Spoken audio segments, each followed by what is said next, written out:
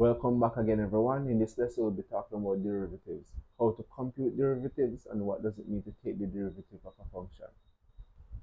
Now, what is derivative? Differentiation is a concept in mathematics that refers to how things change. Derivative calculate the rate of this change, or more precisely, derivative calculate the instantaneous rate of change. Now, to explain this, let us start with a basic concept.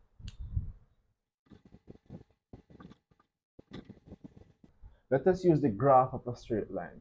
Now the slope of this line tells us the rate of change of the vertical or the y-axis with respect to the horizontal line or our x-axis. Now if we were to take 2 points on this line, any points, let's say we take here and we take here, and then we were to come down here to calculate the slope.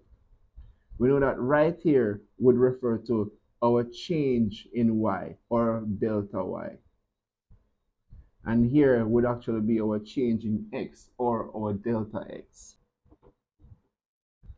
Since we know our formula for our slope is the changing y over the changing x, or in other words, delta y over delta x. Now any 2 points on this line will give us the same slope. No matter how far or near they are, the slope will remain the same, and this is why it is a straight line.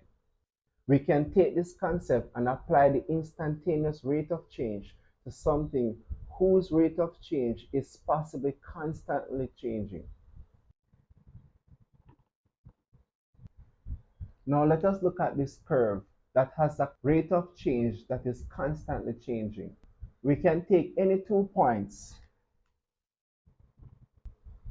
on the curve and apply the same thing. So we know that right here will be our x value. The coordinates of this point right here is given as, coordinates are given in the form of x, y. So this value right here, we're just going to call it x.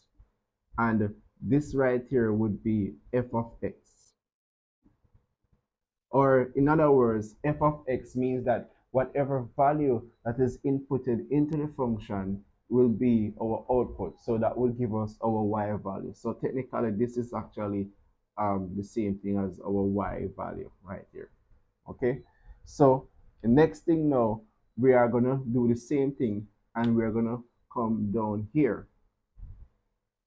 Now between right here and this point right here is going to be my h value. So that's going to be my value, my h value right there, the distance between this point and this point. So right here then, we're just going to write the value of x plus h. So that would actually be the distance from here to here is actually x plus h. So we have that.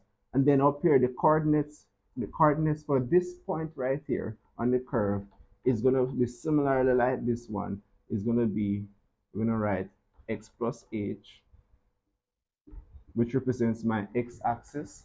And then we would have the function again. And in this time, we're going to write this x plus h again. And that again, as we said before, is the value of our y. Now, in order to find the average rate of change between these points, is that we could take these points, right?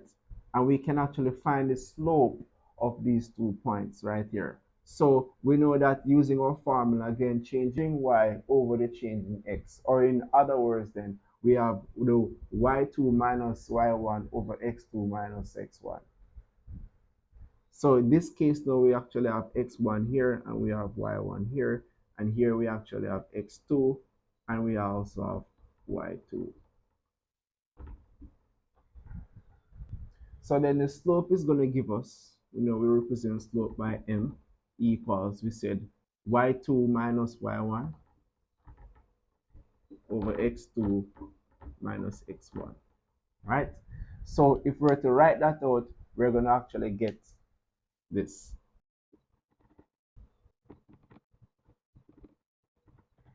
And then we can further simplify this further because we know this is a positive x and this is a negative one.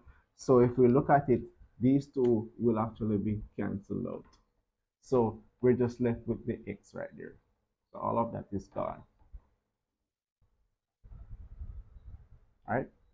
So at this point, what we're basically doing is that we're finding the average rate of change. Now, if you were to take these 2 points and put them somewhere else on the graph, the slope would be different.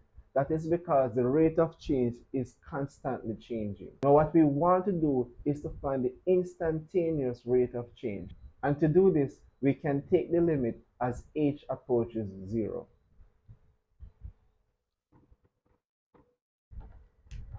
So basically what this means is that the distance between these 2 points is going to get smaller and smaller as h approaches 0. Now instead of having the average rate of change, we now have the instantaneous rate of change. You will often see this noted as f prime of x or dy over dx. Now let us do a basic example of taking a derivative using the formula we just defined.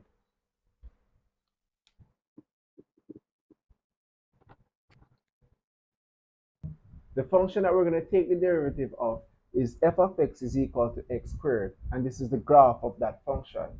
Now using the formula that we have, we're now going to substitute the values that we know for f of x.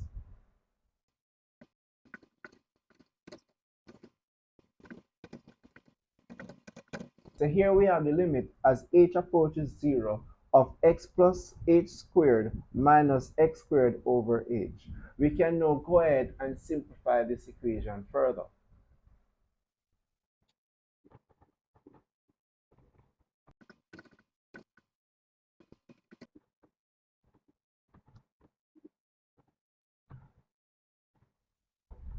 Now looking at what we have here, we know that x squared here can now cancel out this x squared right here.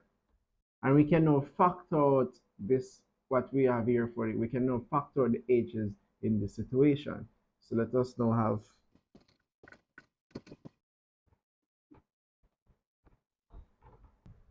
now in factoring out the h, we can also cancel these two h. And since as h approaches 0, we can also cancel out this h as well. So that leaves us with just 2x.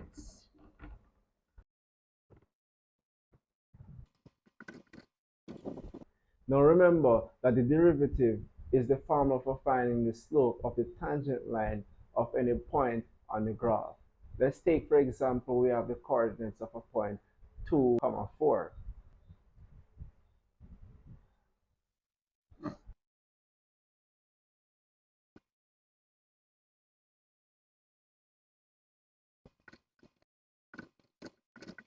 So now we know that the slope equals 4 and it goes through the point 2, 4. So we can write the equation of the tangent using the point slope formula.